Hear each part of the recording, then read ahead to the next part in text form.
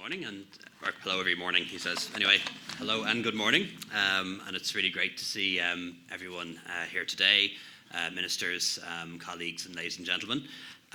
Tangent, as you know, is Trinity's Ideas Workspace, and I think is the perfect venue for today's second Future Jobs Summit. Ireland has the highest share of people in employment at the moment, holding third-level degrees. And also, young people are very much at the heart of our economic development. So thank you, Richard, for moderating today. And I also want to thank Sadia Zahidi for joining us to share her insights on the transformative changes that are taking place in the global economy.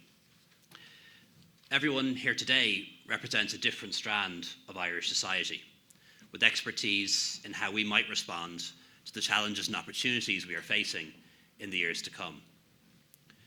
As you know already, Future Jobs Ireland is our ambitious plan to future-proof the Irish economy, to create new jobs, create new wealth, and new businesses.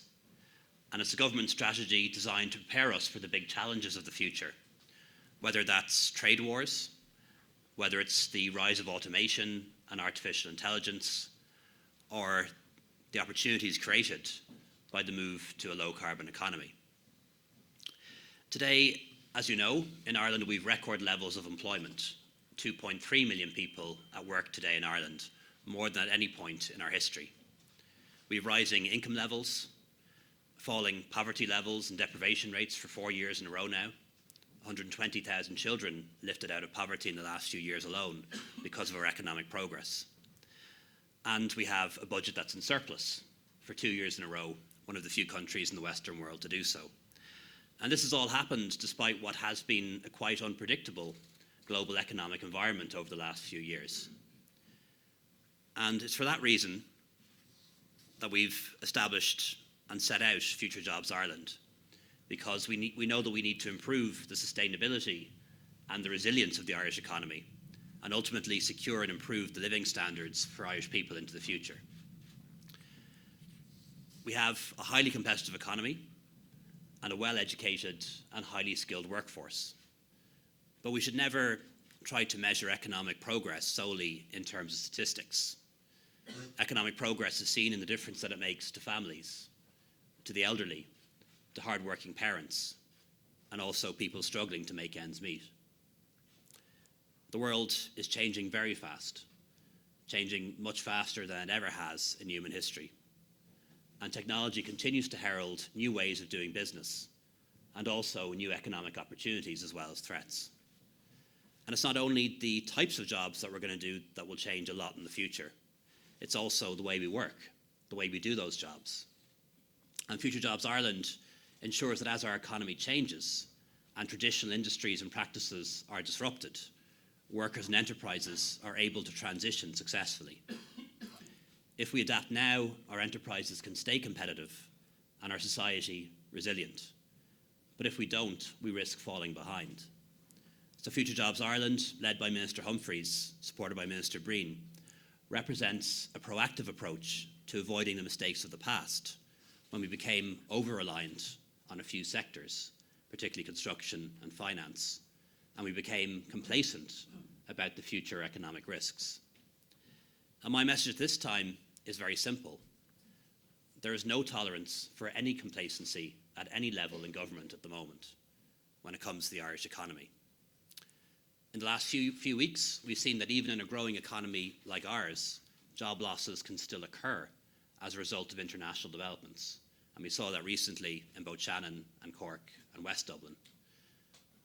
We live in a world where the pace of change can be frightening, and if we're not prepared for it. So we need to stay ahead of the curve. Jobs will be lost into the future. We need to make sure that we replace the jobs that are lost with new jobs, more jobs, and better jobs.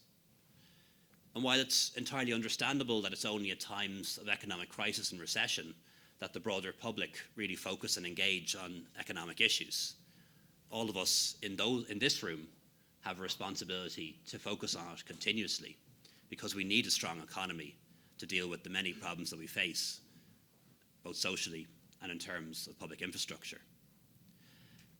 And we don't need to look too far into the past to remember when a very good economic performance encouraged not only complacency, but also hubris, a sort of pride that we were invincible, that the economy would continue to grow forever. So we must always look forward, but we must always keep an eye on the rearview mirror. Only by understanding the past can we avoid repeating those mistakes into the future. And our country still bears the scars of the mistakes of the recent past. That can be seen among the people at the moment. There are still enormous fears among the public that an external shock could bring us back to the worst of those days. And the impact that the uncertainty around Brexit has had on consumer confidence is proof positive of that. Recent statistics show that consumer confidence was approaching an all-time high back in the middle of 2017. But now consumer confidence is actually plummeting. It's at its lowest in 2012. That isn't all about Brexit, but it is largely about Brexit and the fears of the impact that it could have on our economy. And while our projections show that even in the event of a hard Brexit, the economy will continue to grow and employment levels will continue to grow, the memory and the experience of the last recession has scarred people so much that they're almost waiting for the next major downturn to occur. It can also be seen in our construction sector, which is only fitfully returning to the level that it should be at, making it so difficult for us to deal with the housing shortage. Even today, there are 100,000 fewer people working in construction than there were back in 2008.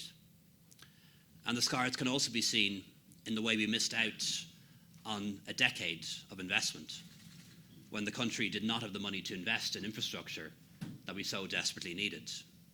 Projects like the National Broadband Plan, the new roads we're building, Sligo, in Cork, in Mayo, the new hospitals we're building at the moment, 3 of them being constructed around the country, or the investment that we're undertaking in water infrastructure, 6 billion over the next 5 years.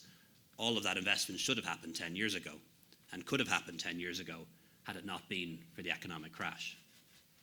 It's something we're only really rectifying now with Project Ireland 2040, which is now being delivered all across the country. The scars can also be seen in the legacy of a generation of Irish men and women who were forced to leave Ireland behind to find jobs and opportunities abroad. People who settled down and started families and made careers in other parts of the world, across the globe, rather than across Ireland.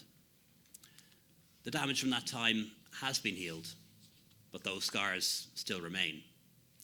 And for those very obvious and painful reasons, government is focused on ensuring that the economic progress that we made in recent years is maintained and protected.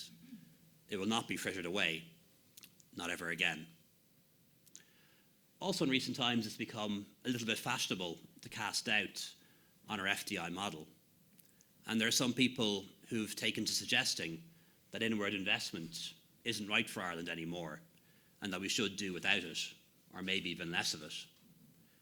And of course, there are others who've taken to offering a false choice, that we choose between a supportive pro-enterprise environment for FDI or support for our indigenous industries and SMEs. But I think, as most people in this room will agree, it's not a zero-sum game. Due to a consistent and welcoming policy environment and the talent and openness of the Irish workforce, Ireland enjoys a reputation as being one of the most attractive places for FDI.